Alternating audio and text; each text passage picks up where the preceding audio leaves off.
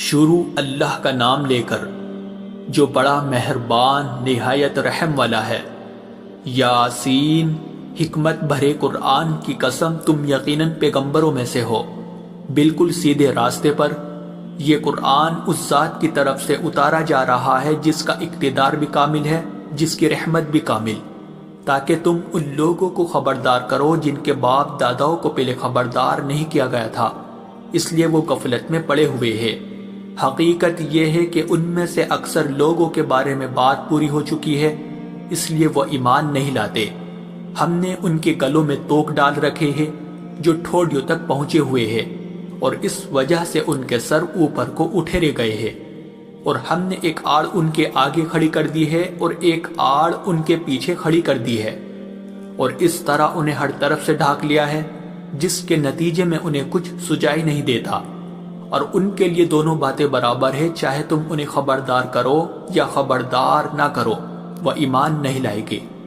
تم تو صرف ایسے شخص کو خبردار کر سکتے ہو جو نصیحت پر چلے اور خدا رحمان کو دیکھے بغیر اس سے ڈرے۔ چنانچہ ایسے شخص کو تم مغفرت اور باعزت اجر کی خوشخبری سنا دو۔ یقیناً ہم ہی مردوں کو زندہ کریں گے، اور جو کچھ عمل انہوں نے آگے بھیجے ہیں ہم ان کو بھی لکھتے جاتے ہیں، اور ان کے کاموں کی جو اثرات ہیں ان کو بھی، اور ہم نے ایک واضح کتاب میں ہر چیز کا احاطہ کر رکھا ہے۔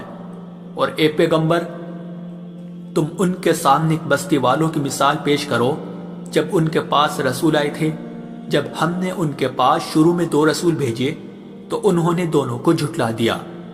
پھر ہم نے ایک تیسرے کے ذریعے ان کی تائید کی، اور ان سب نے کہا کہ یقین جانو ہمیں تمہارے پاس رسول بنا کر بھیجا گیا ہے۔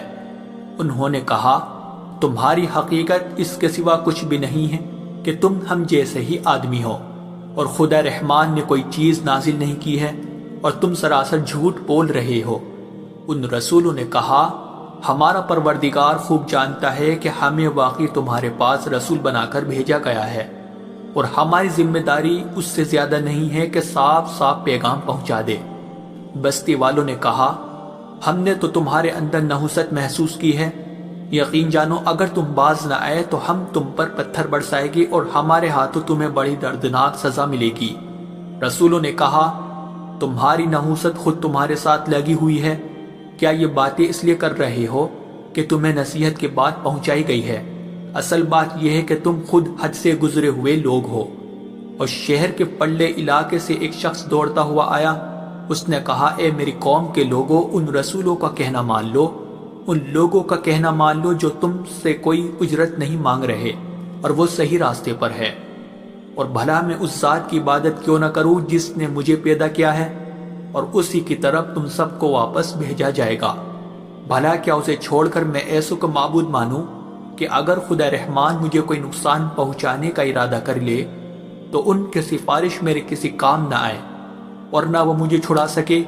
اگر میں ایسا کروں گا تو یقیناً میں کھلی گمراہی میں مبتلا ہو جاؤں گا۔ میں تو اپنے پروردگار پر ایمان لا چکا، اب تم بھی میری بات سن لو۔ آخر کار بستی والوں نے اسے قتل کر دیا، اور اللہ کی طرف سے اس سے کہا گیا کہ جنت میں داخل ہو جاؤ۔ اس نے جنت کی نعمتیں دیکھ کر کہا کہ کاش میری قوم کو معلوم ہو جائے کہ اللہ نے کس طرح میری بخشش کی ہے اور مجھے باعزت لوگوں میں شامل کیا ہے۔ اور اس شخص کے بعد ہم نے اس کی قوم پر آسمان سے کوئی لشکر نہیں اتارا، اور نہ ہمیں اتارنے کی ضرورت تھی، وہ تو بس ایک ہی چنگھاڑ تھی جس سے وہ ایک دم بجھ کر رہ گئے۔ افسوس ہے ایسے بندوں کے حال پر، ان کے پاس کوئی رسول ایسا نہیں آیا جس کا وہ مذاق نہ اڑاتے رہے ہو۔ کیا انہوں نے نہیں دیکھا کہ ان سے پہلے ہم نے کتنی قوموں کو اس طرح ہلاک کر چکے ہیں کہ وہ ان کے پاس لوٹ کر نہیں آتے؟ اور یہ جتنے لوگ ہیں ان سبھی کو اکٹھا کر کے ہمارے سامنے حاضر کیا جائے گا، اور ان کے لیے ایک نشانی وہ زمین ہے جو مردہ پڑی ہوئی تھی، ہم نے اسے زندگی عطا کی، اور اس نے غلہ نکالا جس کی خوراک یہ کھاتے ہیں، اور ہم نے اس زمین میں کھجوروں اور انگوروں کے باغ پیدا کیے، اور ایسا انتظام کیا کہ اس میں سے پانی کے چشمے پھوٹ نکلے تاکہ یہ اس کی پیداوار میں سے کھائے، حالانکہ اس کو ان کے ہاتھوں نے نہیں بنایا تھا۔ کیا پھر بھی یہ شکر نہیں کریں گے؟ پاک ہے وہ ذات جس نے ہر چیز کے جوڑے جوڑے پیدا کیے ہیں، اس پیداوار کے بھی جو زمین اگاتی ہے اور خود ان انسانوں کے بھی، اور ان چیزوں کے بھی جنہیں یہ لوگ ابھی جانتے تک نہیں ہیں، اور ان کے لیے ایک اور نشانی رات ہے، ہم اس پر سے دن کا چھلکا اتار لیتے ہیں تو وہ یکایک اندھیرے میں رہ جاتے ہیں اور سورج اپنے ٹھکانے کی طرف چلا جا رہا ہے۔ یہ سب اس ذات کا مقرر کیا ہوا نظام ہے جس کا اقتدار بھی کامل ہے، جس کا علم بھی کامل، اور چاند ہے کہ ہم نے اس کی منزل تاب تول کر مقرر کر دی ہے، یہاں تک کہ وہ جب ان منزلوں کے دورے سے لوٹ کر آتا ہے تو کھجور کی پرانی ٹہنی کی طرح پتلا ہو کر رہ جاتا ہے۔ نہ تو سورج کی مجال ہے کہ وہ چاند کو جا پکڑے اور نہ رات دن سے آگے نکل سکتی ہے، اور یہ سب اپنے اپنے مدار، اور ان کے لیے ایک اور نشان یہ ہے کہ ہم نے ان کی اولاد کو بھری ہوئی کشتی میں سوار کیا، اور ہم نے ان کے لیے اسی جیسی اور چیزیں بھی پیدا کی جن پر یہ سواری کرتے ہیں، اور اگر ہم چاہیں تو انہیں غرق کر ڈالے، جس کے بعد نہ تو کوئی ان کی فریاد کو پہنچے اور نہ ان کی جان بچائی جا سکے۔ لیکن یہ سب ہماری طرف سے ایک رحمت ہے اور ایک معین وقت تک زندگی کا مزہ اٹھانے کا موقع ہے جو انہیں دیا جا رہا ہے۔ اور جب ان سے کہا جاتا ہے کہ بچو اس عذاب سے جو تمہارے سامنے ہے اور جو تمہارے مرنے کے بعد آئے گا تاکہ تم پر رحم کیا جائے، تو وہ ذرا کان نہیں دھرتے، اور ان کے پروردگار کی نشانیوں میں سے کوئی نشانی ایسی نہیں آتی جس سے وہ منہ نہ موڑ لیتے ہو۔ اور جب ان سے کہا جاتا ہے کہ اللہ نے تمہیں جو رزق دیا ہے اس میں سے غریبوں پر بھی خرچ کرو، تو یہ کافی لوگ مسلمانوں سے کہتے ہیں کہ کیا ہم ان لوگوں کو کھانا کھلائے جنہیں اگر اللہ چاہتا تو خود کھلا دیتا؟ مسلمانوں، تمہاری حقیقت اس کے سوا کچھ بھی نہیں کہ تم کھلی گمراہی میں پڑے ہوئے ہو، اور کہتے ہیں کہ یہ قیامت کا وعدہ کب پورا ہوگا؟ مسلمانوں بتاؤ اگر تم سچے ہو۔ دراصل یہ لوگ بس ایک چنگاڑ کا انتظار کر رہے ہیں جو ان کی حجت بازی کے عین درمیان انہیں آ پکڑے گی، پھر نہ یہ کوئی وصیت کر سکے گے اور نہ اپنے گھر والوں کے پاس لوٹ کر جا سکے گے، اور سور پھونکا جائے گا تو یکایک اپنی قبروں سے نکل کر اپنے پروردگار کی طرف تیزی سے روانہ ہو جائے گے، کہے گے کہ ہائے ہماری کم بختی، ہمیں کس نے ہمارے مرکز سے اٹھا کھڑا کیا ہے؟ جواب ملے گا کہ یہ وہی چیز ہے جس کا خدا رحمان نے وعدہ کیا تھا اور پیغمبروں نے سچی بات کہی تھی، اور کچھ نہیں، بس ایک زور کی آواز ہوگی جس کے بعد یہ سب کے سب ہمارے سامنے حاضر کر دیے جائیں گے۔ چنانچہ اس دن کسی شخص پر کوئی ظلم نہیں ہوگا اور تمہیں کسی اور چیز کا نہیں، بلکہ انہی کاموں کا بدلہ ملے گا جو تم کیا کرتے تھے۔ جنت والے لوگ اس دن یقیناً اپنے مشغلے میں مگن ہوگے، اور وہ ان کی بیویاں گھنے سایوں میں آرام دانشتوں پر ٹیک لگائے ہوئے ہوگے۔ وہاں ان کے لیے میوے ہوگے اور انہیں ہر وہ چیز ملے گی جو وہ منگوائے گے۔ رحمت والے پروردگار کی طرف سے انہیں سلام کہا جائے گا، اور کافروں سے کہا جائے گا کہ اے مجرموں، آج تم مومنوں سے الگ ہو جاؤ۔ اے آدم کے بیٹو، کیا میں نے تمہیں یہ تاکید نہیں کر دی تھی کہ تم شیطان کی عبادت نہ کرنا، وہ تمہارا کھلا دشمن ہے، اور یہ کہ تم میری عبادت کرنا، یہی سیدھا راستہ ہے۔ اور حقیقت یہ ہے کہ شیطان نے تم میں سے ایک بڑی خلقت کو گمراہ کر ڈالا، تو کیا تم سمجھتے نہیں تھے؟ یہ ہے وہ جہنم جس سے تمہیں ڈرایا جاتا تھا، آج اس میں داخل ہو جاؤ کیونکہ تم کفر کیا کرتے تھے۔ آج کے دن ہم ان کے منہ پر مہر لگا دیں گے، اور ان کے ہاتھ ہم سے بات کریں گے، اور ان کے پاؤں گواہی دیں گے کہ وہ کیا کمائی کیا کرتے تھے۔ اور اگر ہم چاہیں تو یہی دنیا میں ان کی آنکھیں مل یا میٹ کر دیں،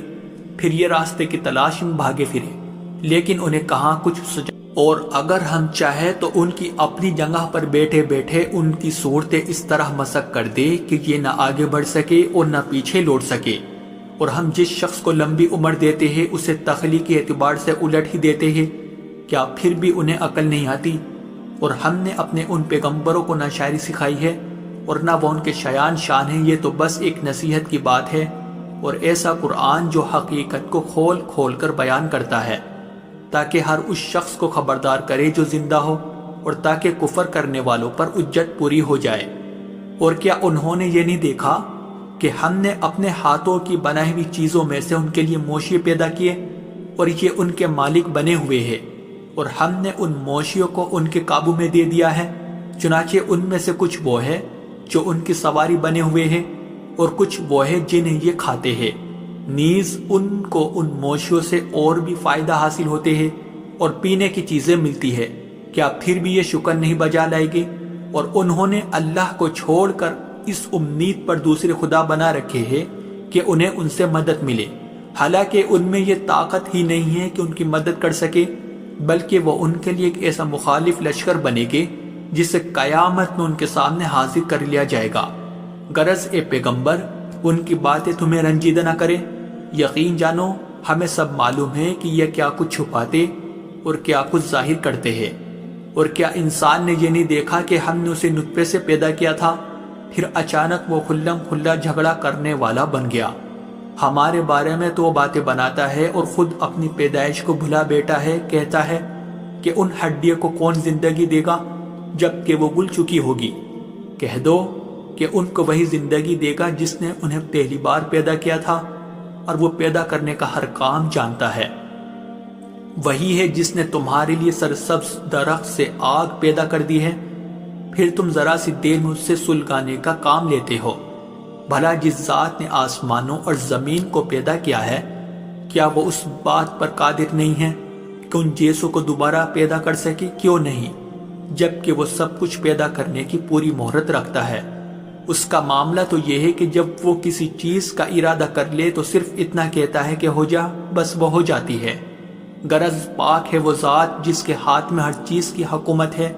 اور اسی کی طرف تم سب کو آخر کار لے جایا جائے۔